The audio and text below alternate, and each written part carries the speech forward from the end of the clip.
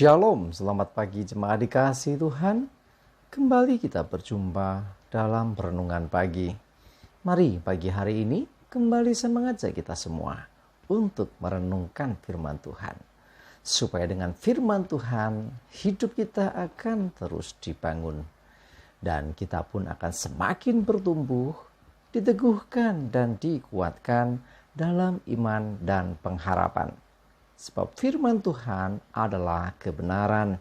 Firman Tuhan sumber kekuatan. Firman Tuhan pedoman dan penolong bagi kita.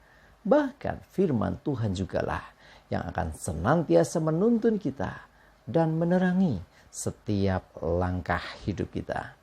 Mari jemaat dikasihi Tuhan, sebelum kita merenungkan firman Tuhan pagi hari ini, kita akan berdoa terlebih dahulu.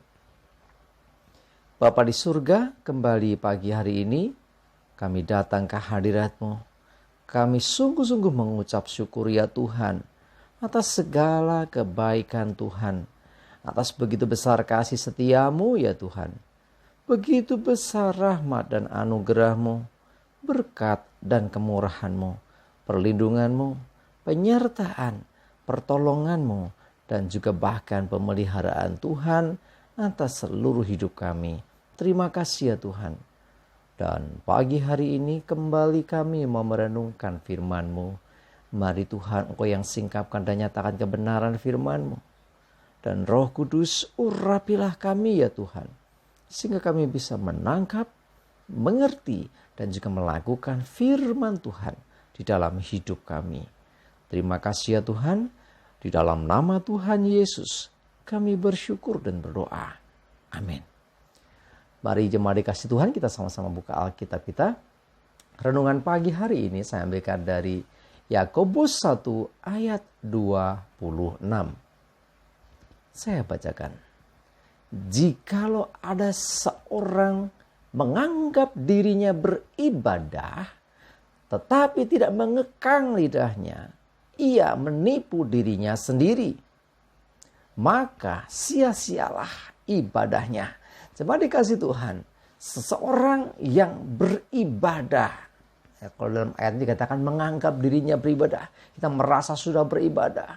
Tetapi kalau kita tidak bisa mengekang lidah, artinya mengendalikan lidah.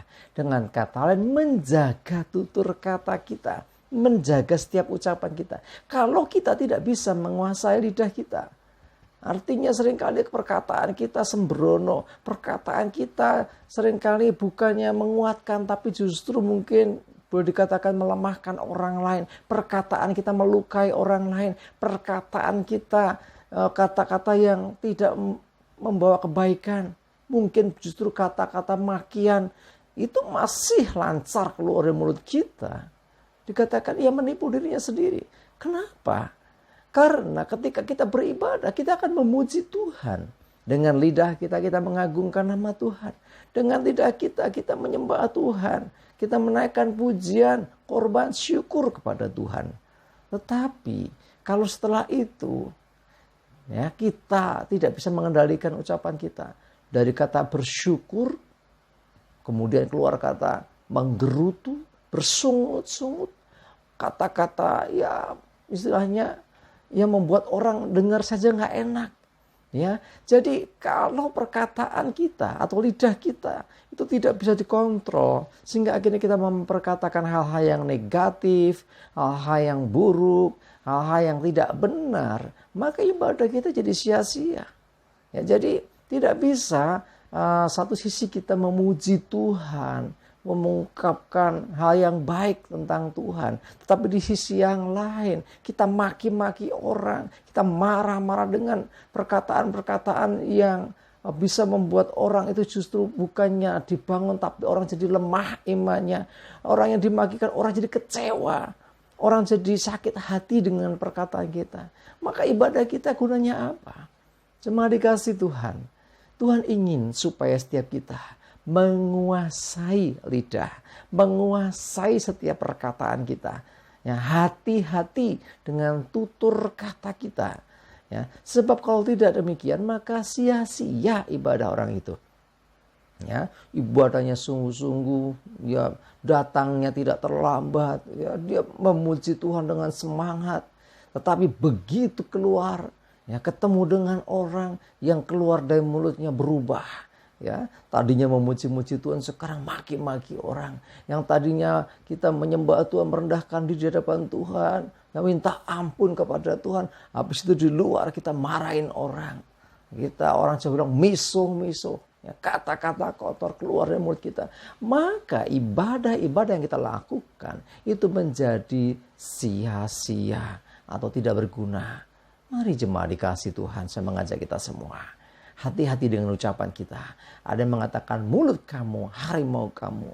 Ya, jadi jangan sampai karena perkataan kita justru kita mendapatkan banyak masalah.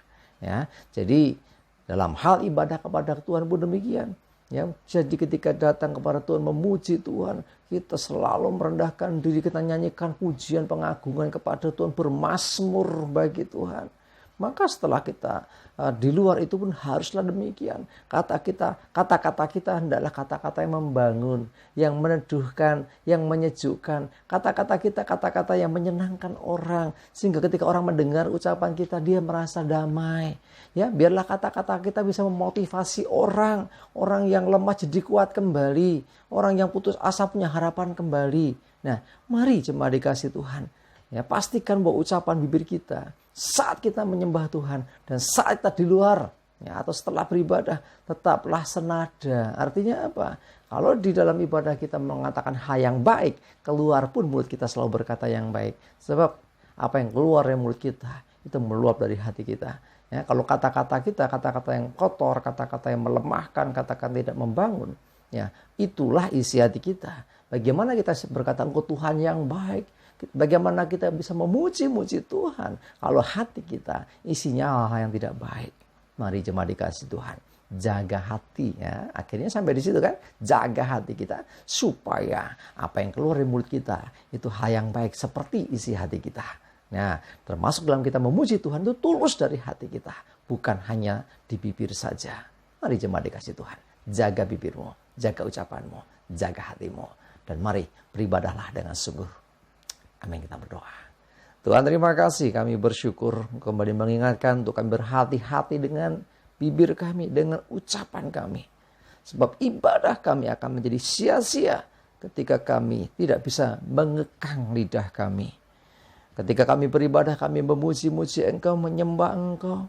Ketika kami beribadah, kami berdoa dengan kata-kata yang baik di hadapan-Mu. Dan biarlah demikian juga ketika kami berhadapan dengan orang. Ketika kami keluar dari ibadah, kami tetap bisa mengendalikan lidah kami. Dan selalu memperkatakan apa yang baik, yang membangun, yang menguatkan.